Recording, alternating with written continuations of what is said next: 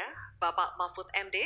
Untuk itu kami persilakan kepada panelis, Bapak Profesor Dr. Insinyur Ridwan Yahya, untuk mengambil undian subtema pertanyaan yang ada di dalam wadah.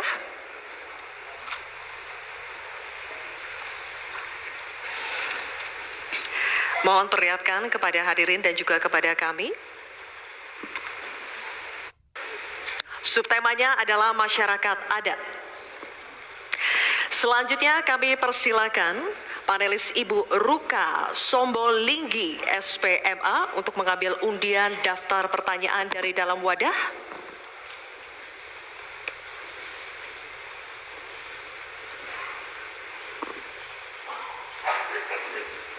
Diperlihatkan kepada hadirin dan kami.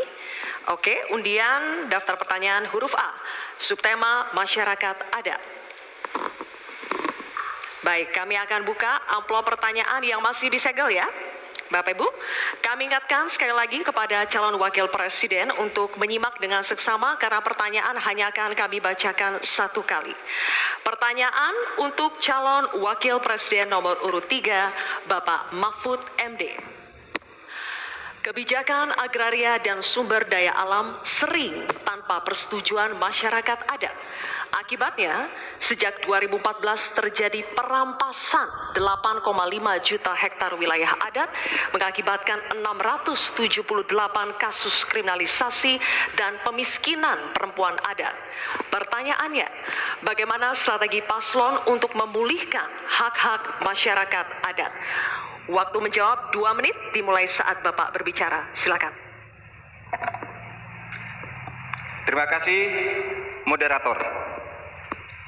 Saya ingin memulai masalah ini dengan pengalaman bahwa saat ini di tahun 2024 ini berdasar rekapitulasi yang dibuat oleh Kemenko Polhukam dari 10.000 pengaduan, itu 2.587 adalah kasus tanah adat. Jadi ini memang masalah besar di negeri ini. Ada orang yang mengatakan, ada aturannya kan sudah ada, tinggal laksanakan. Anda semudah itu. Justru ini aparatnya yang tidak mau melaksanakan aturan. Akalnya banyak sekali. Itu 4 hari yang lalu ketika kami ketemu di KPK, saya ulangi. KPK mengatakan itu banyak tuh penguasaan tanah, izin-izin tambang. Oh, sudah dicabut nih. Saya nih pengalaman saya juga. Ada sudah dicabut oleh Mahkamah Agung. Tidak dilaksanakan sampai 1,5 tahun. IUP tadi yang dikatakan oleh Mas Gibran. Ada perintah dari Mahkamah Agung tuh IUP yang di sana dicabut, ini vonis sudah inkrah. 1,5 tahun tidak jalan. Ketika kita ngirim orang ke sana, petugasnya tiba-tiba dipindah. Yang baru ditanya, kami tidak tahu. Padahal sudah terjadi eksploitasi terhadap tambang-tambang nikel kita misalnya. Nah, oleh sebab itu kalau ditanyakan apa yang harus kita lakukan, strateginya adalah penertiban birokrasi pemerintah dan aparat penegak hukum. Karena kalau jawabannya laksanakan aturan, itu normatif. Jadi kalau aparat penegak hukum itu hanya orang paling atas yang bisa memerintahkan siapa pimpinan penegak hukum itu. Sekian. Baik, terima kasih Bapak Mahfud MD. Cukup, dan selanjutnya kami persilakan untuk calon wakil presiden nomor urut 1, Bapak Muhaimin Iskandar, untuk menanggapi. Waktunya 1 menit, Pak. Dimulai saat berbicara, silakan. Ya, terima kasih.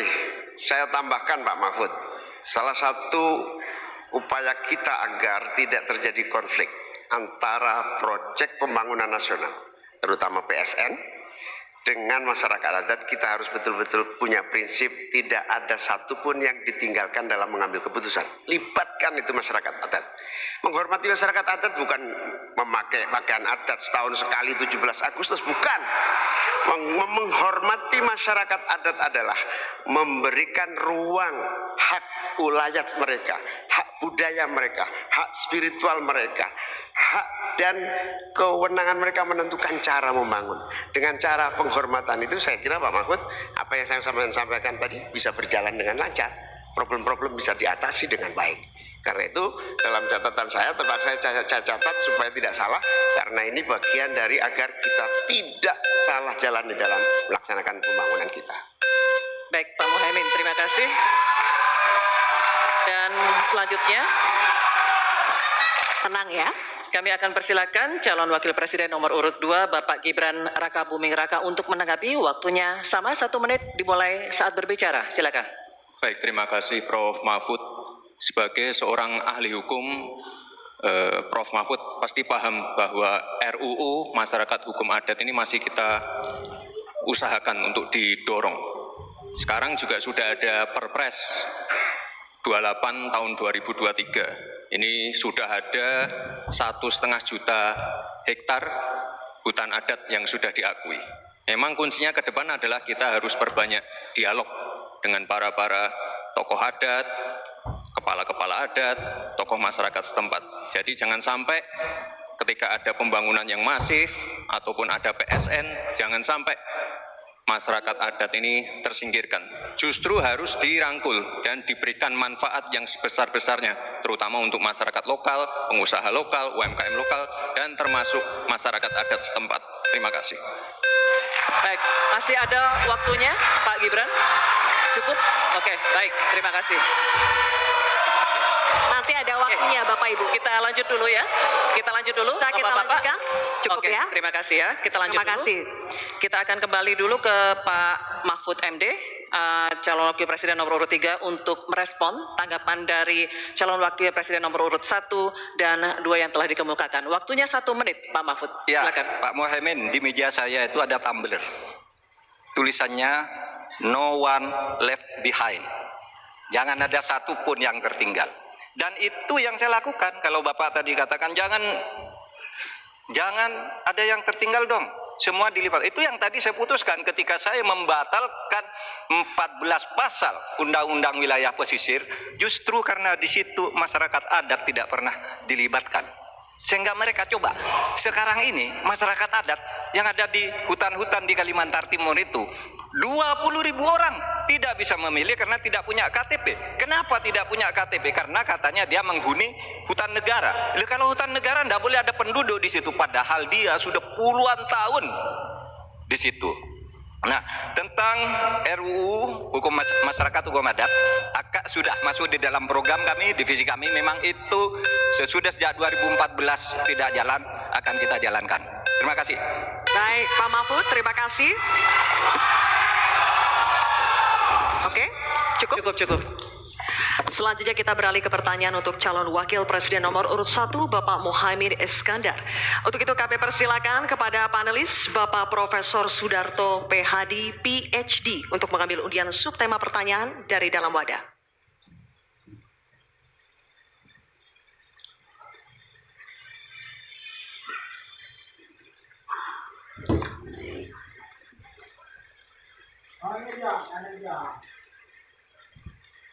Mohon tunjukkan kepada hadirin dan juga kepada kami. Subtemanya adalah desa. Baik.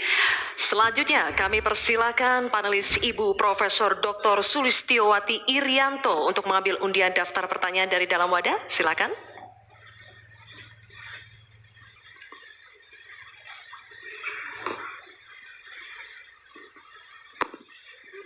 Mohon ditunjukkan ke hadirin dan kepada kami. Huruf A. Baik, subtema desa huruf A. Amplopnya masih dalam keadaan tersegel, Bapak. Saya akan buka amplopnya dan kami ingatkan kembali kepada calon wakil presiden untuk mendengarkan pertanyaan dengan seksama karena pertanyaan hanya akan kami bacakan 1 kali. Pertanyaan untuk calon wakil presiden nomor urut 1 Bapak Mohaimin Iskandar. Desa adalah daerah yang cenderung ditinggalkan warganya. Dampaknya desa makin kehilangan sumber daya manusia potensialnya. Pertanyaannya, bagaimana kebijakan dan strategi paslon agar warga desa lebih berminat untuk tinggal dan membangun desanya? Bapak Mohaimin, waktu Anda menjawab 2 menit dimulai saat Anda berbicara. Silakan.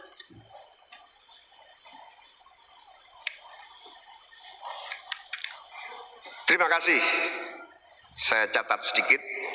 Yang penting ini bukan catatan Mahkamah Konstitusi. hadirin sekalian yang saya muliakan, sebetulnya diawali dari paradigma dari bawah. Kita yakin akan tumbuh kehidupan kemasyarakatan, ekonomi, sosial, budaya yang akan terus terjaga dan lestari.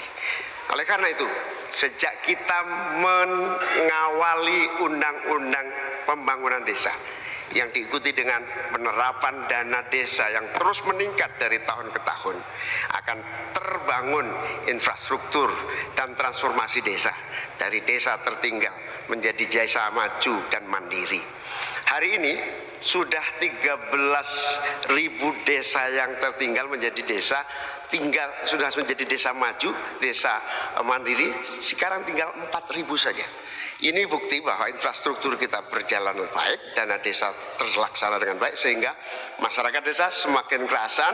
Nanti ke depan kita akan siapkan lagi, naikkan lagi anggaran 5 miliar per desa. Agar apa? Tidak hanya infrastrukturnya yang baik, tetapi juga ada kehidupan ekonomi yang tumbuh melalui BUMDes, melalui berbagai kegiatan wirausaha yang tumbuh, pertanian, peternakan, ekonomi kreatif tumbuh di desa, sehingga orang tertarik di desa. Jadi infrastruktur beres, pembangunan sarana prasarana tumbuh, kegiatan ekonomi memadai, dan desa terjaga menjadi komunitas yang membanggakan, sehingga masyarakat tidak lagi tertarik menjadi urbanisasi, tapi cukup kembali ke desa, membangun desa untuk pembangunan bangsa.